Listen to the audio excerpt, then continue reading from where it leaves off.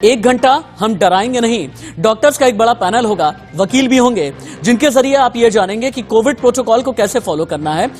Doctors आपको ये बताएंगे कि ड्राई रन का मतलब क्या है। डॉक्टर्स आपको ये बताएंगे कि वैक्सीनेशन जो प्रोग्राम भारत का शुरू होने वाला है, इसके जरिए कि आपको संजीवनी मिलेगी और उसके बाद साल 2021 कोरोना के साथ में आपको किस तरह से गुजारना है। महामारी को लेकर के बात होगी, आपकी जिंदगी की बात होगी और इसीलिए शो का नाम हमने एक और दिया है, इतनी सी हंसी, इतनी सी खुशी, इतनी सी उम्मीद वैक्सीन की।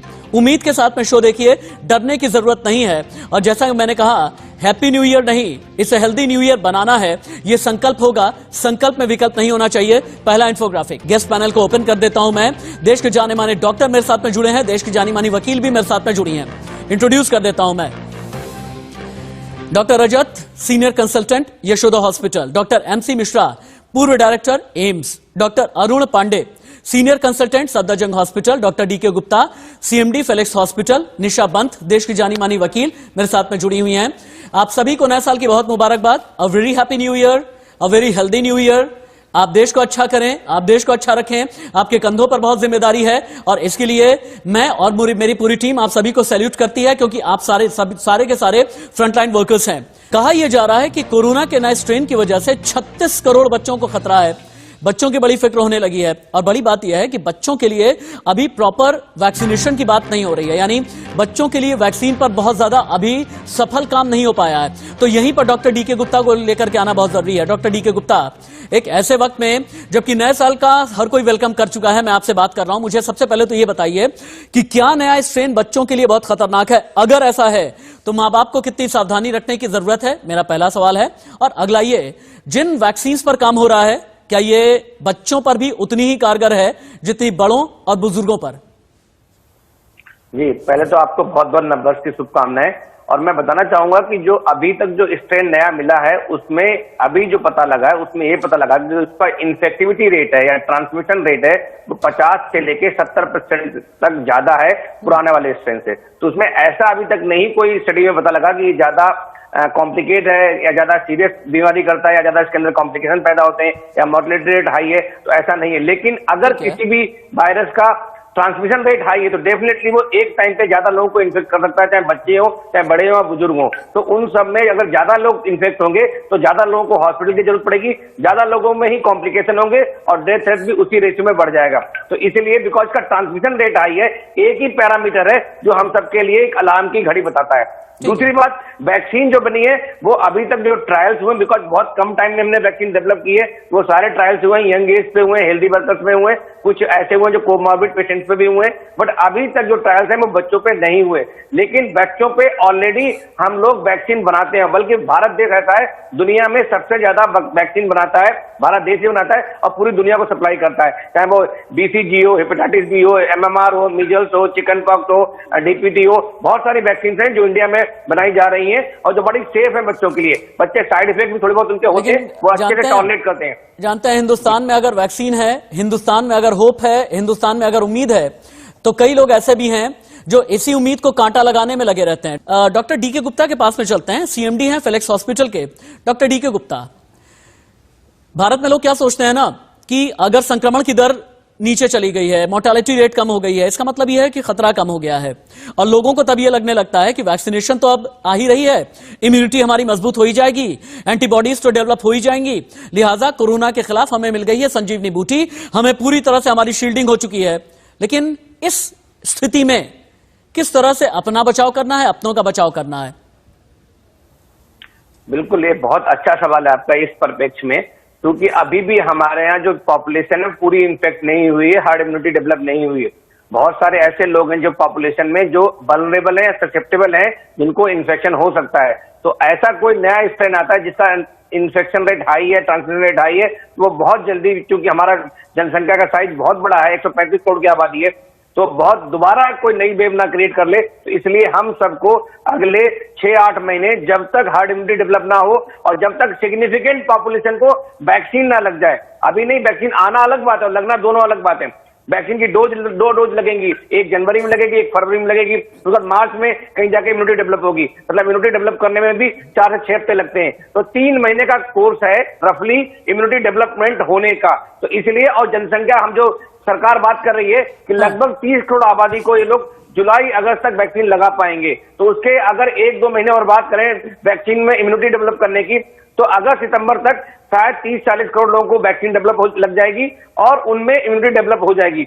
कम से कम तब तक अगस्त तक हम लोगों को सारी प्रिकॉशन, चाहे वो हैंड हाइजीन वाली हो, मास्क लगाना हो, बार बार नाक मुंह को ना छूना हो, भीड़ भाड़ वाले इलाकों में बचना हो, सोशल डिस्टेंसिंग फॉलो करनी हो, तब तक हमें शिद्दत से चीजें फॉलो करनी चाहिए। बिकॉज अगर हम ट्रांसमिशन को रोक सकते हैं तो इससे म्यूटेशन भी रुक जाएगा। मैं आपको बताना चाहूंगा म्यूटेशन कब ज्यादा होते हैं, जब वायरस रेप्लिकेट करता है, तो जितना ज्यादा ट्रांसमिशन होगा उतना ज्यादा रेप्लिकेशन बढ़ेगा और उतने ही चांसेस नए म्यूटेशन होने के बढ़ेंगे।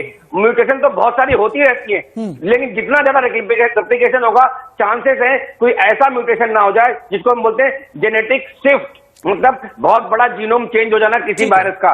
अगर वो हो गया डॉक्टर तो हमारे हो सकता है वैक्सीन दूसरी बनानी पड़े। आपने कई इंपॉर्टेंट बात बताई है। अब सवाल ये पैदा होता है कि वैक्सीन कितनी एक्यूरेट है। डॉक्टर डीके गुप्ता हमें ये जवाब देंगे। डॉक्टर डीके गुप्ता, चाहे वो जाइडस की वैक्सीन हो, चाहे कोविशील्ड हो, चाहे वो कोवैक्सीन हो, कोई भी वैक्सीन, चाहे वो स्पुतनिक 5 हो, इसकी एक्यूरेसी के बारे में हमें बताएं सबसे पहले तो। और एक्यूरेसी के साथ साथ ये भी बताएं कि क्या जो इम्यूनिटी डेवलप होती है, जो एंटीबॉडीज जो शरीर में जनरेट हो रही हैं इस वैक्सीन के जरिए, उनका भी एक कोई टाइम फ्रेम होता है कि भाई 1 महीने के लिए, 1 साल के लिए, 2 साल के लिए, 3 साल के लिए आप इम्यून हो गए, इसके बाद फिर से आपको टीका लेना है? बिल्कुल। तो जो अभी तक जो वैक्सीन डेवलप हुई है उसमें 10-12 वैक्सीन ऐसी जिन पे फेज 3 ट्रायल हो रहा है और उनको लोकल इमरजेंसी ऑथराइजेशन अप्रूवल मिल चुका है। हाँ। उन सारी वैक्सीन की एफिकेसी 50% से ज्यादा है, जो मिनिमम एफिकेसी चाहिए होती है किसी वैक्सीन को लॉन्च करने के लिए और किसी वैक्सीन को अप्रूवल देने के लिए। हाँ। अगर हम बात करें कोविशील्ड जो सबसे बड़ा रनर अप है हमारे भारतवर्ष के लिए, तो कोविशील्ड जो एस्ट्राजेनेका और जो सीरम इंस्टीट्यूट ऑफ इंडिया ने बनाया है उसकी जो एफिकेसी है 70 से लेकर 90% है अलग अलग डोज के कॉम्बिनेशन में। अगर एवरेज हम मान लेते हैं 70% कोविशील्ड की है, फाइजर और मॉडर्ना है उसकी लगभग 95% के आसपास है। अगर स्पुतनिक की बात करते हैं तो उसकी भी 95% के आसपास है।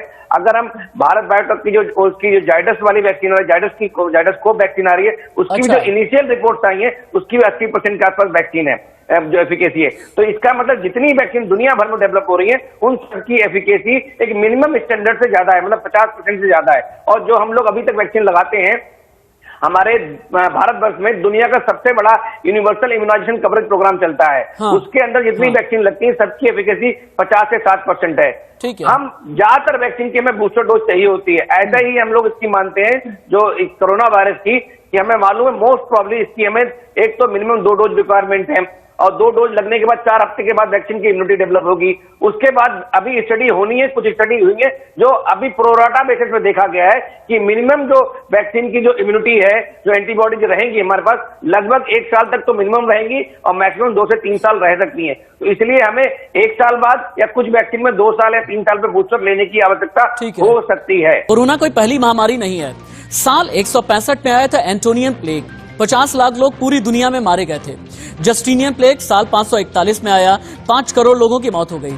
द ब्लैक डेथ 1347 से लेकर के 1351 तक इसका असर रहा और 20 करोड़ लोगों की डेथ एंटोनियल प्लेग वगैरह से हुई है। एक एक करके अगर हम बदलते रहेंगे ज्यादा अच्छा रहेगा। एंटोनियल प्लेग अभी आप दिखा रहे हैं, साल 165 में आया, 50 लाख की मौत हुई है। स्मॉल पॉक्स साल 1492 में आया, 35 करोड़ लोगों की मौत हुई। हैजा 1817 में आया, 10 लाख लोगों की मौत हुई। और जिस तरह से स्पेनिश फ्लू ने डराया, जिस तरह से एशियन फ्लू ने डराया, जिस तरह से हैजा ने डराया, हांगकांग फ्लू हो गया, HIV एड्स हो गया, स्वाइन फ्लू हो गया, उस तरह से क्या कोविड-19 से पूरी तरह से लड़ने की शक्ति पूरी दुनिया को इस साल मिलने जा रही है? हाँ, डॉक्टर डीके गुप्ता। हाँ जी, तो बिल्कुल सही कह रहे हैं कि पहले बर्ड फ्लू का वायरस था वो बर्ड फ्लू बन गया, जो स्वाइन वायरस था वो स्वाइन फ्लू बन गया। कोविड भी, कोरोना वायरस भी कोरोना फ्लू बन जाएगा, लेकिन हमें कुछ दिनों तक संयम रखना पड़ेगा, कुछ दिन तक प्रिकॉशन रखने पड़ेंगे। इस साल में ये कोरोना फ्लू बनने जा रहा है। अगर हम थोड़ी सी भी सावधानियां बरतेंगे तो ऐसा नहीं है कि हमेशा रहेगा।